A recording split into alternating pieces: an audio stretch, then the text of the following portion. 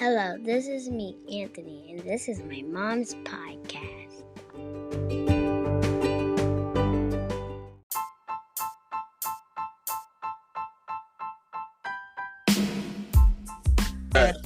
My blood brother, okay? My blood brother, not no church brother. The blood younger brother is right here on with me today.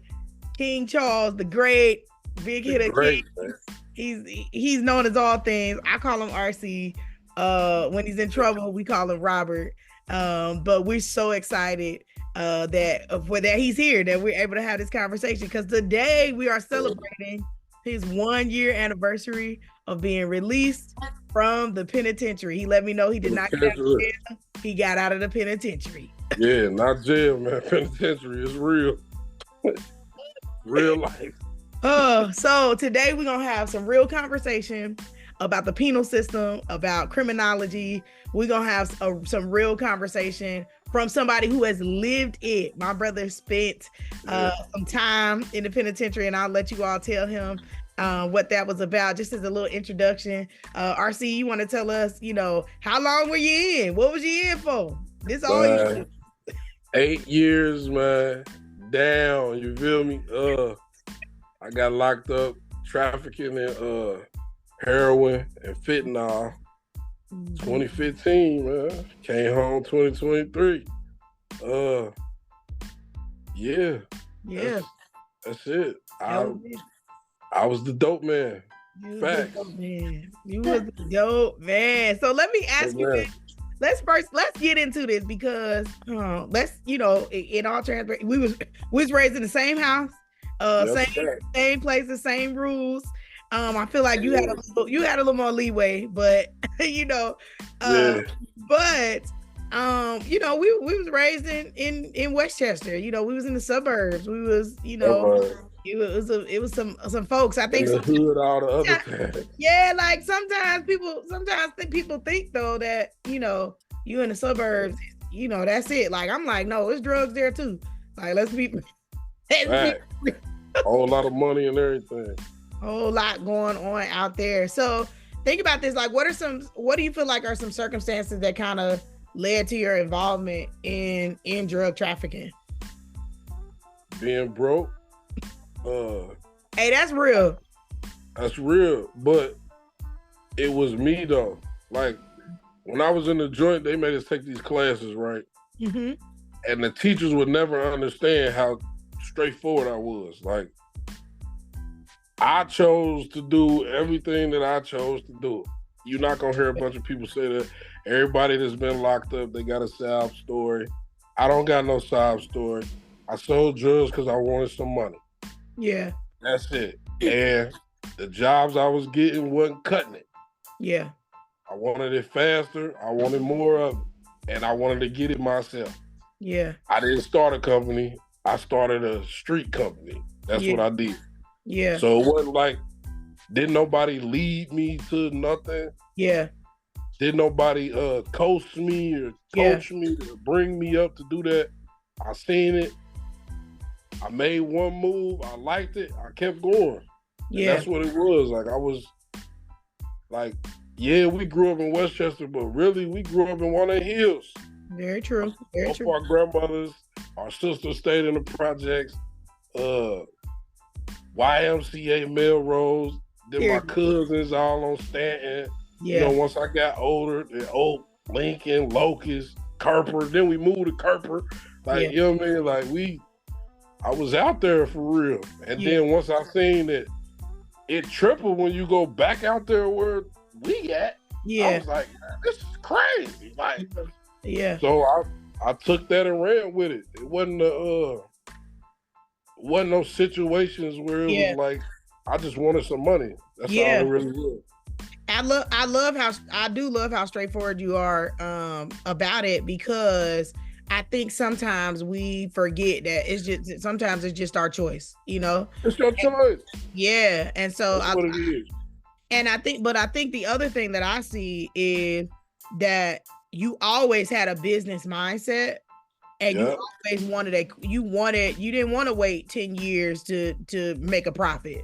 You wanted to make it right now. And we see that even right now as a reputable business owner now, you're still, you have a great business mindset. And I love to see how you kind of have turned that around. And we'll talk about that later, but I just wanted to make sure we kind of tag that in. So let me ask you this, how, at the end of the day, how did your time in prison? I remember one time I said, my brother in jail. You said, I am not in jail. Not in jail. Penitentiary. Penitentiary. What's the difference? So, it's a big difference. Jail is the worst of the worst. I know everybody tell you penitentiary is terrible and it's this and it's that. But honestly, jail is the worst of the worst because the COs, the sheriffs and all of that is in there with you. So everybody that's in here don't know what tomorrow is. And that's a dangerous place to be because I might only got to do 3 nights. But my cellie, he might be looking at life. And that's real. He don't know what tomorrow brings. He might got a murder charge. This person might got a DV. This person, that's why when you see him on TV and there be a whole lot of fights and a whole lot of extra stuff going on in jail is because don't nobody know what's happening tomorrow. I never thought about that. Cause I got locked up one time because I missed a court date. I was in jail and I was shaking in my boots. I said, wait a minute. Because people look like they live here. Yeah. I'm just here overnight. And right. Like, you feel me? And you don't know what's going on. So especially once you make it to a floor in jail, like you ain't in a holding cell, that's when it get real because dude might be looking at life. This dude might be looking at 20 years. This dude might be looking at a year. Dude just got sentenced 90 days. Wow. So the dude is looking at life. I don't want to talk to you, bro. You got 90 days. Man, don't talk to me. And you going to keep trying to talk to me because you trying to be cool with the dude that got life. I never thought about that. Yeah, like that's a thing. Like that's a thing. Even in the penitentiary. Like I had a 22-year sentence. That's real. Like, you know what I mean? And the guys that I was hanging with, they got 20 to life.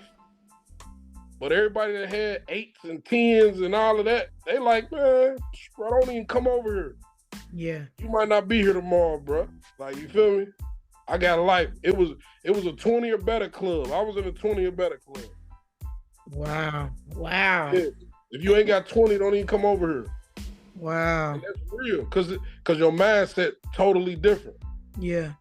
You know what I mean? And the problem with penitentiary now, though, for real, is all these young kids coming in the joint.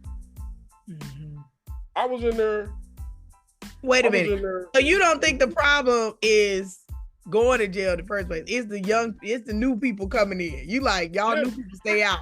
That's the problem. Because it's a game to them. Like, the culture right now with these kids going to prison and jail, it's a game. I had a young nigga tell me, he say, sure, bro. Like, I'm only 19. They gave me 10 for a free body. He like, I'm 19. I'm gonna get out when I'm 29. I'm gonna still be the man. I said, bro, you stupid as hell. You crazy, bro. Talking about you 19. Like, this ain't no game. This is a real life 10 years, bro. Yeah. They don't care because they like, when I get out, I'm gonna be 29. I'm gonna be in the best shape of my life. I'm gonna be super big. I'm gonna be tatted up. All the ladies gonna want me. This is what I'm doing. Yeah. And then they get out with that same mindset and come right back. Because the classes that they got in there is not meant for them. They tried to do a class with that. But like in the joint, in jail, they might listen a little bit. But in the joint, they ain't listening because they like, bro, I got 5 years, bro. So I got 10 years, bro. So, and to people on the street, 10 years, 5 years, it seemed like a long time. But in their time don't move. So, because you ain't counting days, all that stuff y'all see on the movies is bogus. Ain't nobody writing check marks on the, y'all not writing on the walls? Y'all not writing? Ain't nobody writing check marks on the wall, and they said, man, they call calendars the devil. They're like, damn, bro, you got the devil in your locker? Because you got a calendar up in your locker. Why do they call them why do they call calendars the devil? Because it press you out. Mm. You got 8 years, you got to do 8 calendars, man. For real. Like, that's real life. You got to do 8 of those. Don't nobody want to sit there and look at them. That just make your day long. Wow. Yo, you giving insight. You giving insight. Do you feel like it was a specific moment or realization during your incarceration that like influenced this perspective that you have? Because you got a crazy perspective on life and choice. You know, I've always told you I think you like one of the most hilarious people ever. But it was hilarious when you went in. But now you have like you don't care. You're gonna say what you're gonna say. Yeah, because I figured it out. One thing about prison that you should learn in prison, first off, is not to go back, because you don't want to go back. Like, you feel me? But secondly, you really figure out who love you, who rock with you, and who really don't. Like, you really figure that out straightforward, ain't no way around it. Like, that's just real. Like, you know what I mean? And a lot of people don't know them little letters. And yeah, the money be cool, but if you know how to do time, you straight. People that go to prison and have a lot of problems, they don't know how to do time. Me going in, one thing I knew when I start selling drugs on the street is you will go to prison. It's not a possibility. It's not maybe I could get away with it. No, I'm going to prison. I know that. So while I'm out here on the street, I'm going to get big. I'm going to be ready. And I'm going to go to prison. I'm going to do my time and I'm going to come home. A lot of people, that's another problem with these young kids going to prison. They act like I could come out here and play with guns and shoot and sell drugs and do whatever I want to do with no consequences. But then when you get in prison, ain't no guns in here, bro. Mm. Like, you got to stand on what you was talking about on the street. Like, you got to stand on that. All that, I shot 1 million niggas and all that don't mean nothing in there. Yeah. That means absolutely nothing. So me personally, I went in with the mindset knowing I was going to prison. That's what them teachers couldn't believe. They had us fill out this thing talking about some, when you found out you was going to prison, how did you feel? I said, I was ready. They was like, what? You're so annoying. So how are you going to say that they trying to argue with me that I told them? I said, man, if you sell drugs, I said, everybody in this class lying but me. I said, man, can't none of them say they ain't know they was going to. We sell drugs. We breaking the law. This is what we do, bro. You going to prison. And if you don't believe that, you insane. You real life insane. And it's a lot of people in there that's real life insane because they really can't. I can't believe she told on me. She got caught. Yeah. And to get out, she gonna tell on you. Yeah, it's me versus you. And that's part of the game. Wow. When they had me in that room trying to get me to tell on people, you know what I told them? I said, man, these is my drugs and I sell them. Anybody outside of this has nothing to do with what's going on right now. And they was like, oh, you think you toughen back? Nah, I just know this is mine. I'm not bringing nobody else in. I'm not saying no names. I'm not doing none of that. This is me. And, oh yeah, just for the podcast, Robert Anderson, 279133. Look me up. No snitching. No, none of that. Took my time on the chin and I did it. Like, that's a real thing. Cause I know you. I know. I remember. They want to play in the street. We give you big eyes, like, dude. Yeah. And you was like, nah. Nah, this me. Yeah, and I think it goes back to what you said earlier. You said, this is a choice I made. I'm not about to take nobody with me. But let me ask you this though. Do you ever feel, first of all, it's two things. Number one, do you ever feel like, I know we really are talking about like as you come out of jail, we trying to turn that curve, but how do we tell kids to stop doing drugs? How do we tell people to stop? Like, what can we do? How you tell people to stop doing drugs is keep it away from them at a young age. Rolling up in front of your kids and smoking and all of that, it's cool because it's weed, it's legal, whoop-de-whoop, whatever. But it's legal. You need to be checking. Depending on where you are. Right, depending on where you at. But you need to be checking they friends though. Because they friend mama might not roll weed up. Mm-hmm. She might pop pills. Yeah, now that's true. Because Westchester used to be, I don't know if you remember, Westchester used to be on, at first, we was in the 6th grade, they was on laxatives. Like, just like that was a thing. Like, I was like, y'all weird. But they started with that, and that same crew moved like energy pills. Then they moved from that to making stuff. Then next thing I knew, they was chemists. Molly, meth, then heroin. That's what they do. They was doing what they do. Yeah. And you gotta watch. The problem is parenting. I agree, because you know, that's the problem. Your niece and nephew think I be all up in their space, and I do. All they text messages still come to my phone. I don't care that you're a teenager. I don't care. You supposed to though. Because you're right, and they know I don't let them sleep over people's house, and it's not me not trusting them. It's that I don't trust y'all. Y'all don't parent the way I parent. Right. So, I have to be overbearing. Because I got to make sure that I'm supporting the gifts that I have. I don't have no time. Because you remember Keith Anderson Sr. didn't let me go nowhere. He let you go everywhere and look at you. He ain't really let me go nowhere. I just used to go. He go to sleep too early. And be out. I never could do it. I was out of there. What? Pop sleep, I'm gone. Yo, so let me ask you this. Okay, so you spent 8 years. You during that time, and I don't think I ever really said this to you.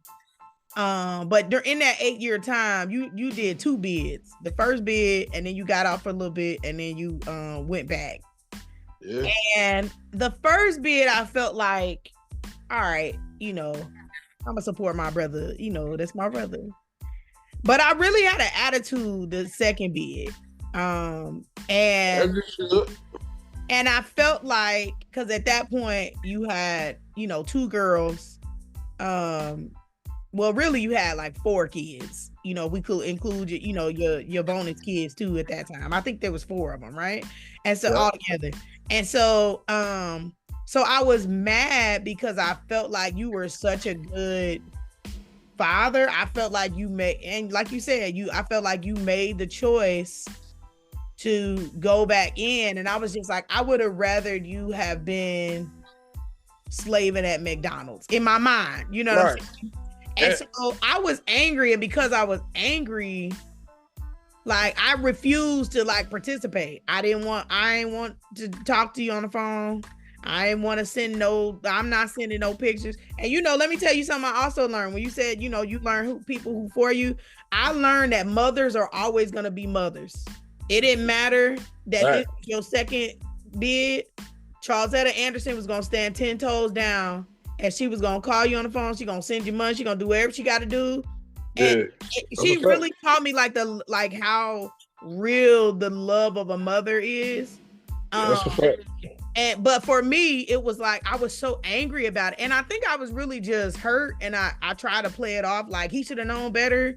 I'm like, I ain't doing all of that. But I do want to just apologize to you that I didn't think through all of it. I didn't think through the fact that you were thinking, hey, I already got a felony on my record. It's hard for me to go work at McDonald's. I can't. Especially back then, they wasn't. They wasn't.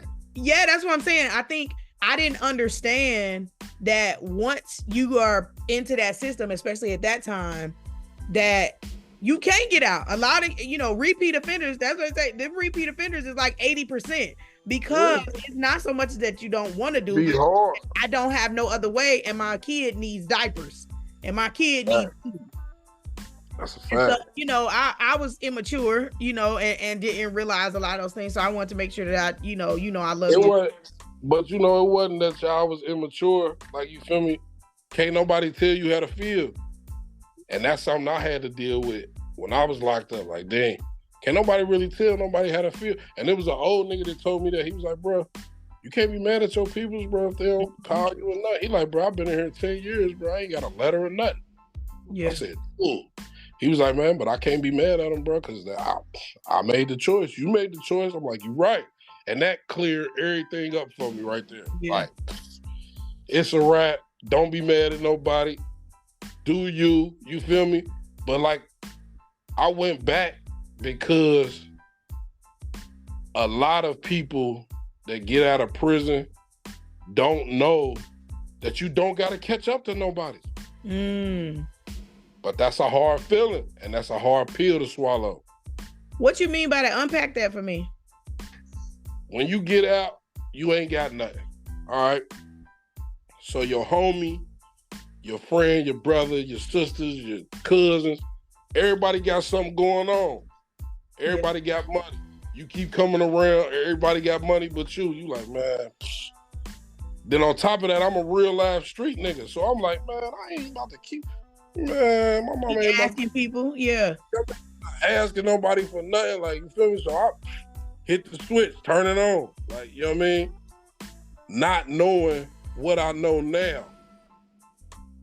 So back then, what I didn't know was I could have the same drug dealer mindset. Or really, it really is a business mindset. Yeah, it's a business mindset, and put it to use in a different way. I wasn't ready for that. Yeah. You know what I mean? Because I didn't understand that if I spend $100, I'm not supposed to make $200. You know what I mean? Like, when you sell drugs, whatever you spend, it should come back double. So I wasn't ready to be prepared that when you spend $1,200, you're not going to make $2,400. You might make $1,400. You might make $1,500, but that's a win. Yeah. But you're not looking at it like that. But once you start looking at it like that, that's when stuff get easy. Yeah. Yeah. So it's like I'm playing catch up to nobody though. Like, you know what I mean? That's what people getting out of prison don't understand. You ain't playing catch up to nobody but yourself. Yeah. So sit back, use your time wisely. Like my second bid, I really used my time wisely. I read a lot of books. I got in some financial classes. I got in some stock classes. Shout out to Mr. Ken, you the man. I'm almost there. I'm about to start. But it's a lot of things you can do in the penitentiary. You ain't gotta be, but then again, like, I don't gang bang, you know what I mean? So yeah. I wasn't in a lot of extra things. You know what I mean? I don't. Yeah. In prison, everything bad that happens in prison, most of the time you bring it on yourself. And that's just real. I don't gamble.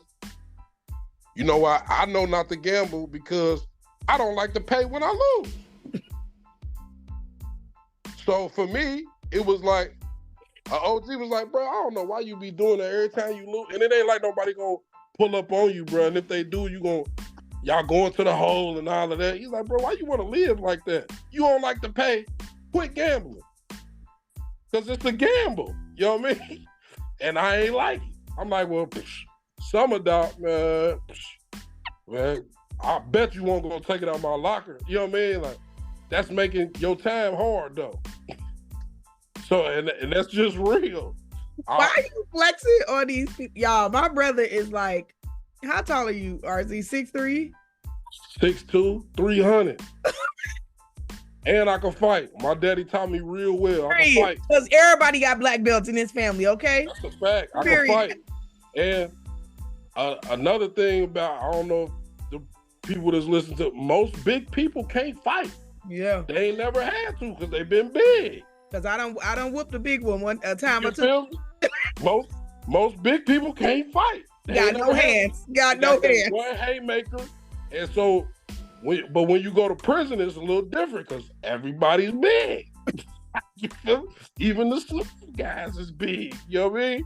and they know how to fight, and they willing to fight. Like, because you gotta stand on respect. You gotta stand on respect when you go in there. But yeah, like, prison is easy. The hardest part is the pictures, for real. That's the hardest part about prison. Is the what? The pictures? The pictures. Getting pictures. For real. Oh, yeah. When people mail you pictures. Yeah. It's the hardest part. Because that's when you start knowing. That's when you start knowing how long you gone. Yeah. You know what I mean? Because if I'm in here doing the same thing every day, my time gonna keep running. But when the pictures come, it's like, dang. Like, when I start getting the pictures of my daughter, like visits and all of that, man, it'd be cool. But I'd rather not have them, for real. The only reason I agreed to visits is because my daughters were saying they wanted to see me. Yeah. But for real, I'm cool on all of that. I don't want to see none of that. Yeah. I holler at y'all when I get out, because y'all gonna make it hard, because then you start thinking about stuff. Then you get mad. Then some dude accidentally bump you in the child line. You done punched it. Like, you know what I mean? Like, now y'all in the hole. Now you ain't got nothing to think about. But then when I left, my daughter was a little baby girl. Now she got chest in the butt. Like, you know, like, you feel me? That's serious, though. That's real. Yeah. Yeah. You know what I mean? That's real. And a lot of people don't got strong minds. Like, everybody needs to start raising their kids to have a strong mind and teach them to stand on something. You got to stand on what you believe in. So make sure y'all teaching them the right beliefs, for real. Because I've seen a lot of people have rough time in there.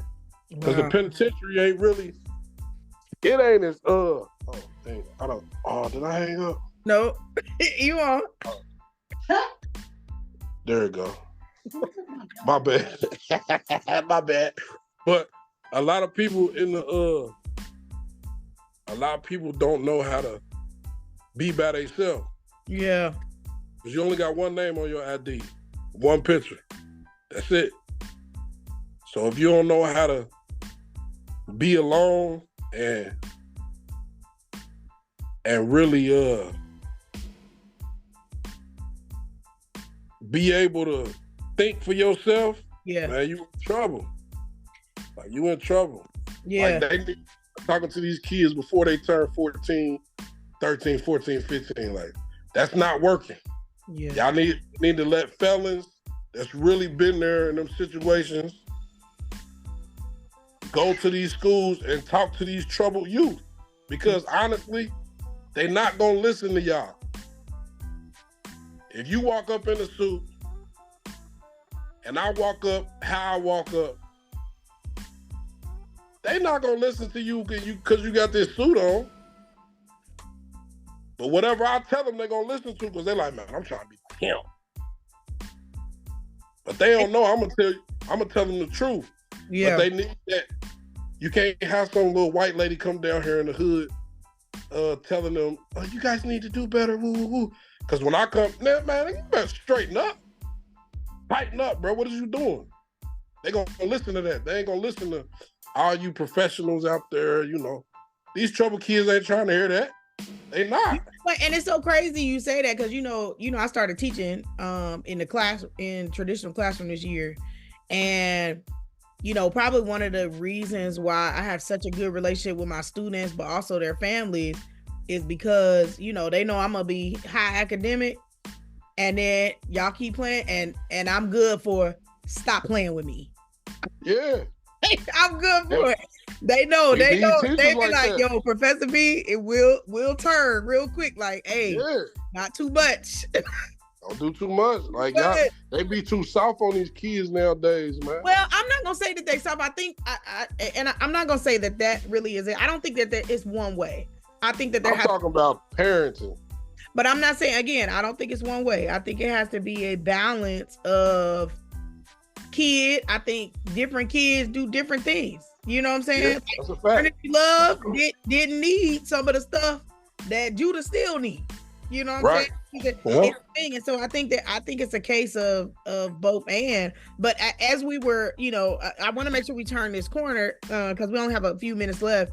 But my bad. Yeah, I know that. Yeah, we got to talk about getting out, because I remember, again, today's your 1 year anniversary. We celebrate. And I might just drop this episode tonight just to keep the memory. You know what I'm saying? Yeah, You know, but I remember when you got first of all, you crazy because my brother just popped out. Like we knew he was getting out at some point, but we kind of knew because when they start going through and putting you up and for parole and stuff like that, you know they coming, but you don't know the date. My brother literally showed up, knocked on my parents' door, like I'm out. I'm here. Like, take me to the hospital. I'm out. I'm here. I pulled straight up to the hospital. That's right, you did. That's right. Yeah, pulled straight up on Pops. What you doing, man? He was looking like, what? What? Yeah, I'm out. All right, that's over with. But I remember when you got out, they had, they gave you a piece of paper. They had your picture on it. And it said, inmate such and such and such and such. He out now. He did this time to this time. In that time that you were in 8 years, your ID expired. Yeah. Because your ID had expired, you needed to take the piece of paper and they were able to pull up your expired ID and your, was able to take your, your birth certificate and social security card and that stuff. But they were asking for an address, and you didn't have anything that had the address on it because you had just got out. Nah, what it was I had the paper that they give you when you walk out of prison tells you where you paroled to. Mm-hmm. So I had the address on this paper from prison with my name on it, my address, my PO name, my mama name, all of that's on this paper. This is where I'm living.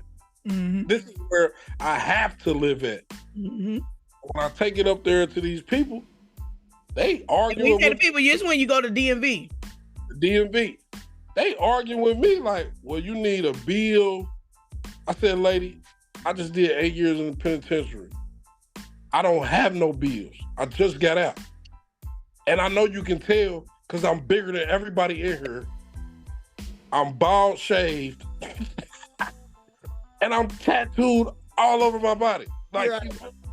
Please let me get an ID. I need an ID. I can't get a job without an ID. And you can't get it. And you had to have a job. I remember you had to have a job in like 30 days or something like that? Yeah, man, 30 days. And they was riding you like, hey, you got to get this job. You got to get like, yeah. This is my second day out of penitentiary. They talking about you got to have a job. I said, man, what? Where they do that at? Like, you feel me? I'm like, man, I can't even get an ID. Yeah. So now I'm arguing with the people.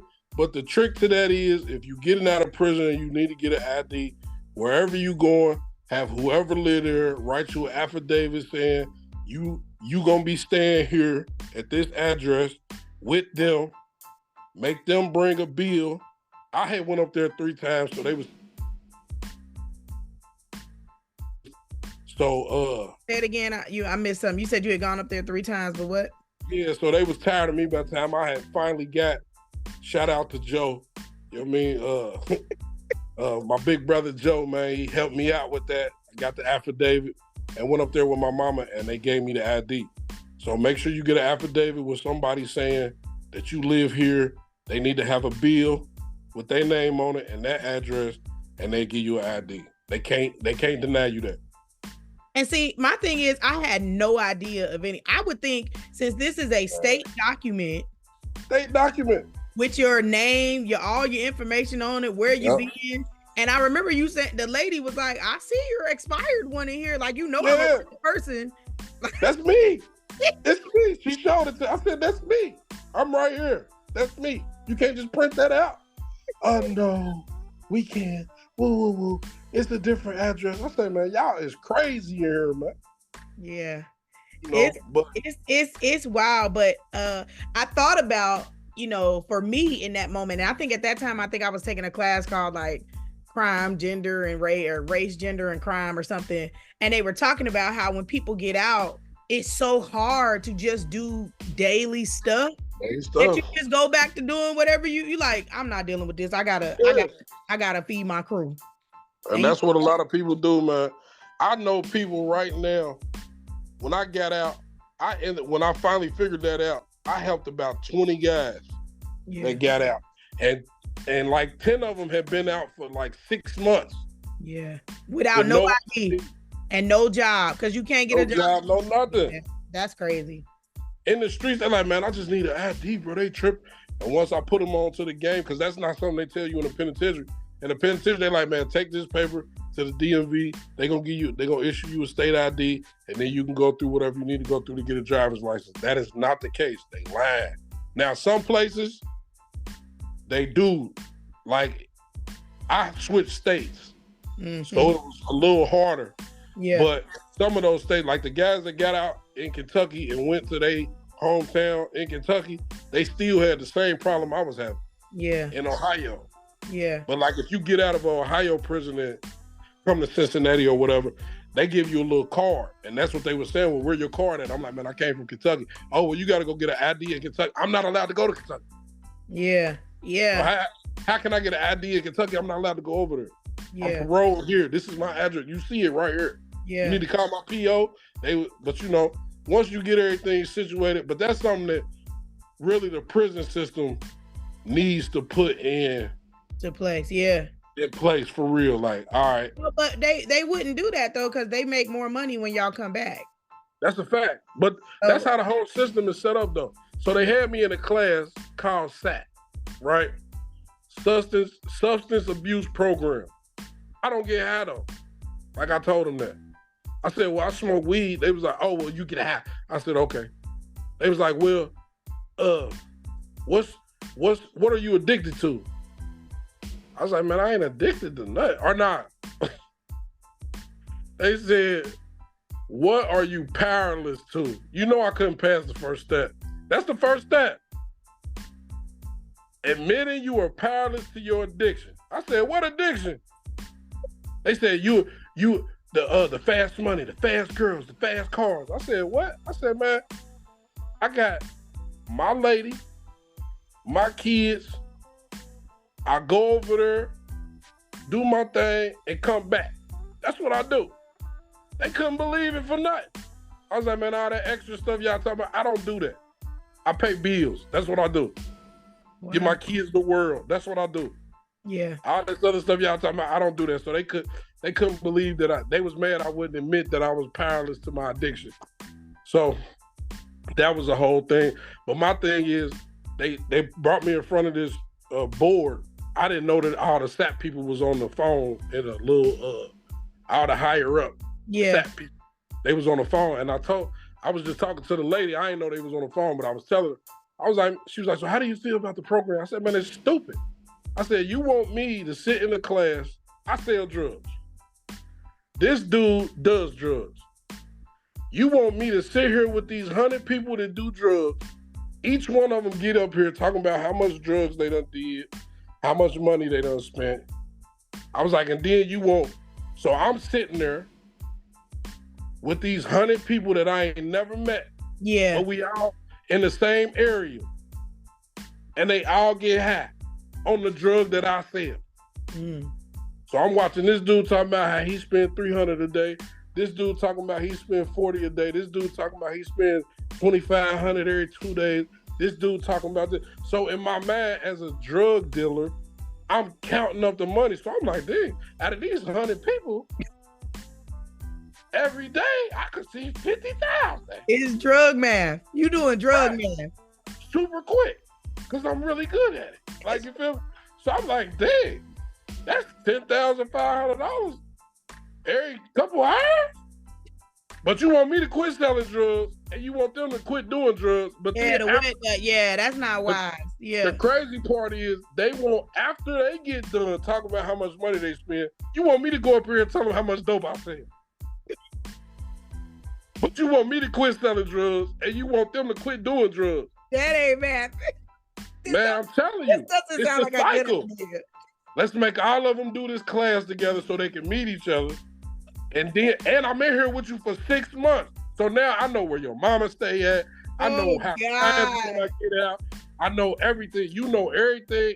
Bro, I know you getting out on January 3rd. You know, I don't get out till February 4th. But that's crazy. I'm gonna pull straight up on you. I'm gonna have something for you. Like, yeah, man, I spent $2,400. I got you. Like, you feel me? So these are the classes that they putting you in. That's mandatory. Yeah. These is mandatory classes. You got a drug case? Mandatory class. SAT. Wow.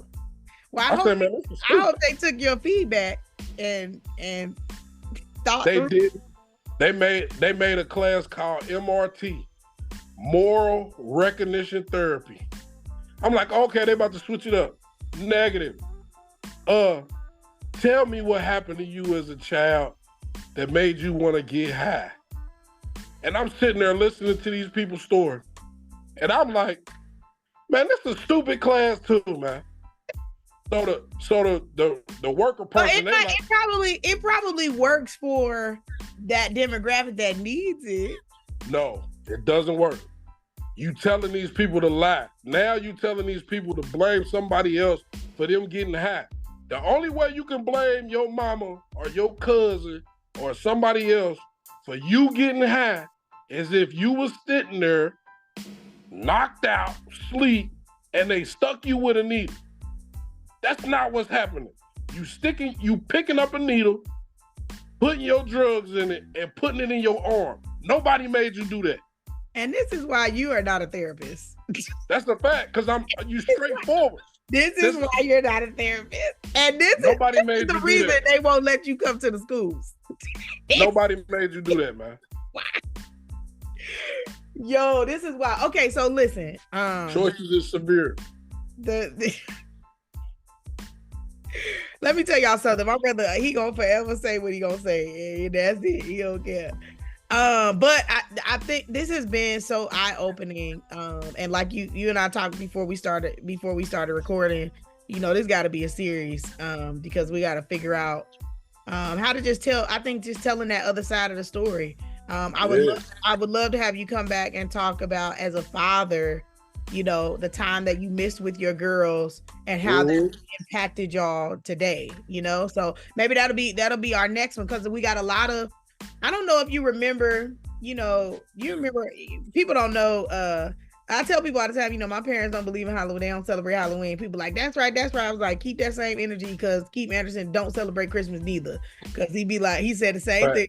But I remember during Christmas time that they would have us purchase clothing and toys for incarcerated individuals for their kids.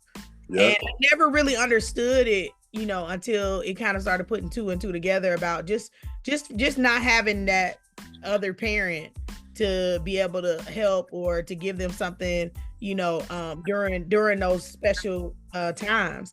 And so I would love to have you back to kind of talk about it, and maybe have a couple of our other friends that kind of hop on, and just to hear y'all side of the story. I think that we hear a lot of what media wants us to hear, and while I may not agree with everything that you say, I do believe that you have the right to say it, and that it is it's your experience. I didn't go to the penitentiary. Right. So, you know, I don't know. So I'm listening to you.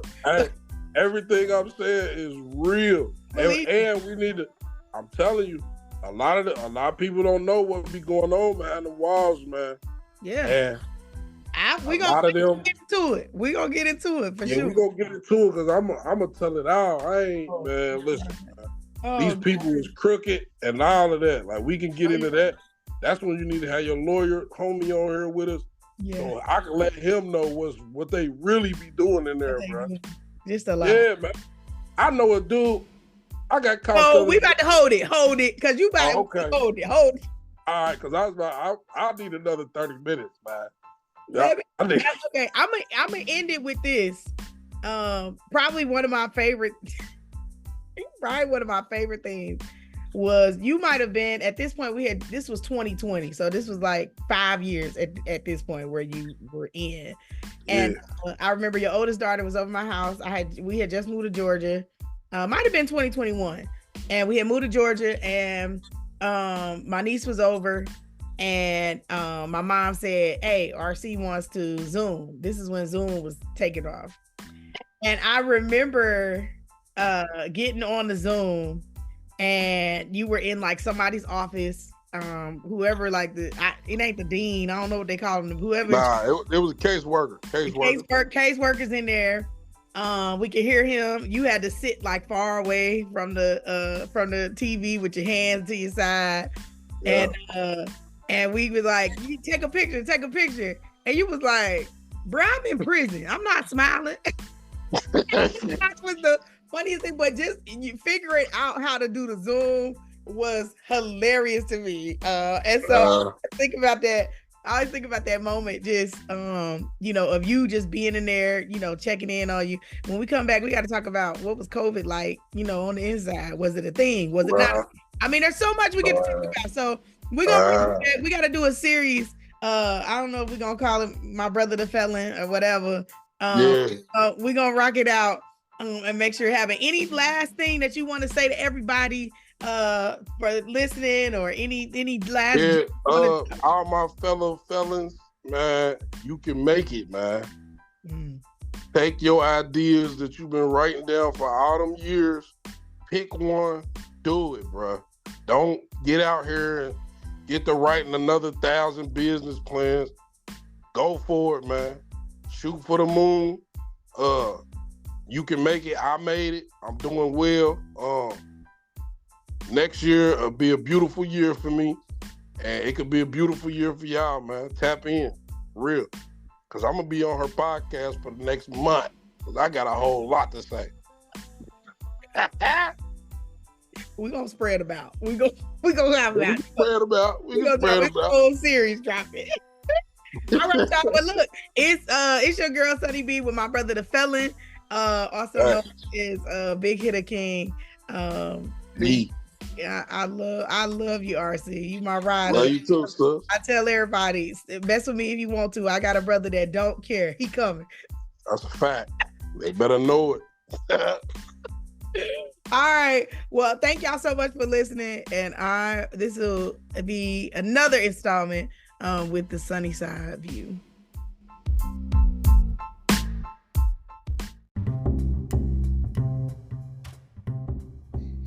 Thank you for listening to the Sunny Side View.